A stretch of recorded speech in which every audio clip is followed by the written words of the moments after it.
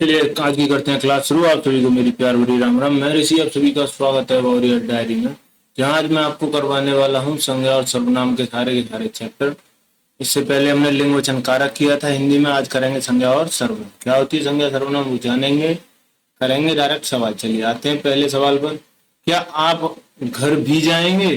तो इसमें जो रेखांकित भाग है आप, वो क्या है? तो भैया आप क्या है? सर्वनाम। अगर किसी का नाम होता तो वो क्या होती?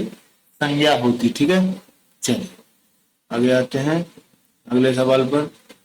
अगला सवाल है जातिवाचक संज्ञा सर्वनाम विशेषण क्रिया अव्यय शब्दों में क्या होता है? क्या है? जातिवाचक जो शब्द होते हैं उनमें क्या होता है? तो उनमें भैया भाववाचक संज्ञा होती है। जाति कैसी होती है? भाववाचक संज्ञा होती है। ठीक है, चलिए आगे आते हैं। संज्ञा, अगला सवाल आपका, संज्ञा का भेद नहीं होता। क्या है? इनमें से कौन सा संज्ञा का भेद नहीं होता? व्यक्तिवाचक संज्ञा होती है, होती है। जातिवाचक होती है, होती है। भाववाचक होती है, होती है। कैसी नहीं होती? निजवाचक नहीं होती। यही है आपका आंसर। क्या है? निजवाचक संज्ञा कोई नहीं होती। यही आपका सही जवाब है। चलिए आते हैं अगले सवाल पर। क्या है अगला सवाल? देखते हैं, डालते हैं अगले सवाल पर नजर।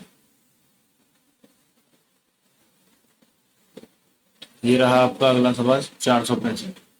इस सीरीज का ये 465वां सवाल है। सवाल क्या है? निम्न में से सर्वनाम है। क्या है? इनमें से सर्वनाम क्या है? घर, पहाड़, नदी, आप। तो आप इसमें क्या है? सर्वनाम है। ठीक है, क्या है? आप इसमें सर्वनाम है। ओके, चलिए अगला सवाल। पुरुषवाचक सर्वनाम के कितने भेद होते हैं? तो अब होता है ना, पुरुषवाचक के कितने भेद होते हैं? पुरुषवाचक के होते हैं 3 भेद। कितने भेद? 3 भेद। उत्तम पुरुष, मध्यम पुरुष और अन्य पुरुष। कितने, कौन कौन से?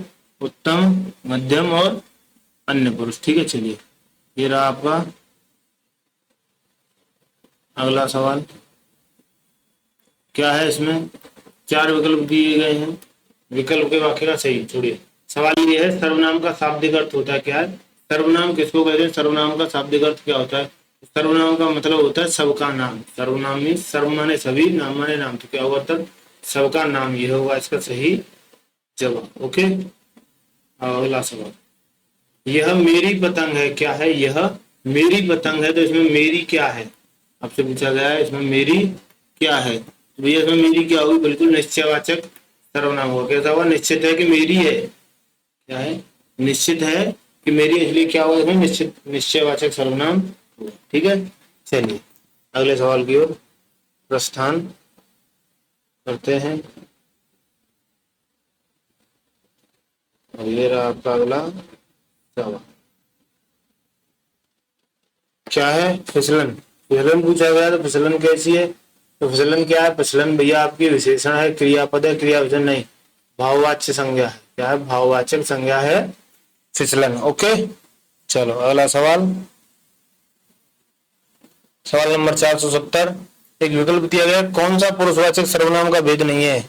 क्या है? इसमें से पुरुषवाचक सर्वनाम का भेद कौन सा नहीं है? अन्य पुरुष, मध्यम पुरुष, उत्तम पुरुष और अत्युत्तम पुरुष। तो अत्युत्तम नहीं होता, अन्य पुरुष होता है। ठीक है, मध्यम पुरुष होता है और उत्तम पुरुष होता है। ठीक, आइए चलिए आगे चलते हैं अगले सवाल की ओर। ये रहा आपका अगला सवाल।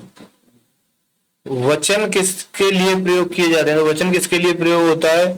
संज्ञा के लिए, सर्वनाम के लिए या विशेषण के लिए? तो बिल्कुल सही है आपका, संज्ञा के लिए। कैसी संज्ञा? एक वचन संज्ञा, बहुवचन संज्ञा। ठीक है, वचन किसके लिए? संज्ञा के लिए। ओके, चलो अगला सवाल आपका।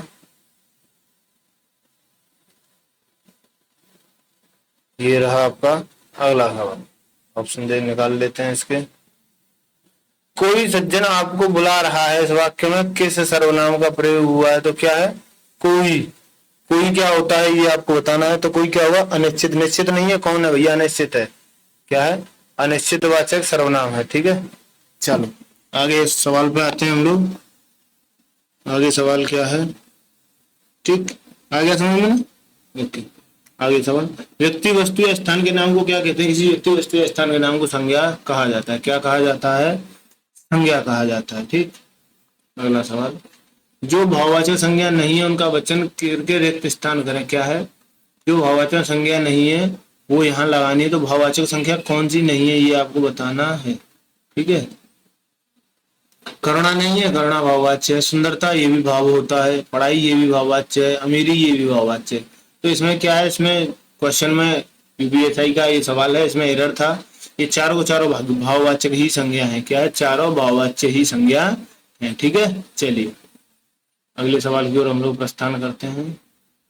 आपको इसमें क्या बताना है, सर्वनाम का भेद बताना है। कोई आपसे मिलने आया है तो कोई कैसा होगा भैया, निश्चित है नहीं है, क्या होगा, अनिश्चितवाचक सर्वनाम होगा। ऑप्शन नंबर ए अनिश्चितवाचक सर्वनाम होगा। ठीक है, चलिए अगला सवाल आपका,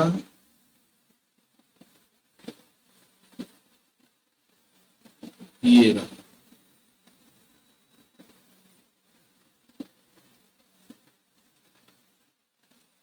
ये रहा आपका अगला सवाल। गांधी को राष्ट्रपिता कहा गया है वाक्य में संज्ञा किस से किस रूप में परिवर्तित हुई। क्या है, गांधी को राष्ट्रपिता कहा गया है, इसमें जो संज्ञा है वो कहां से कहां पर बदली है वो आपको बताना है। देखिए इस वाक्य में संज्ञा का क्या हुआ है, व्यक्तिवाचक से भाववाच्य में परिवर्तित हुई है। क्या हुआ है, गांधी क्या है, व्यक्तिवाचक संज्ञा है। राष्ट्रपिता क्या है, एक भाव है, तो किसमें बदली है, व्यक्तिवाचक से भाववाच्य। ये क्या है, व्यक्तिवाचक से भाववाच्य, यही आपका है सही जवाब। तो यहाँ तक आए थे आपके जो है संज्ञा सर्वनाम के सवाल। ये चैप्टर होता है यही खत्म। मिलेंगे आपसे अगले चैप्टर में, तब तक के लिए आपकी हमारी राम राम। ठीक है भाई, मजे रहें, खुश रहें, मजे लेते रहें और अपनी तैयारी को बेहतर करते रहें।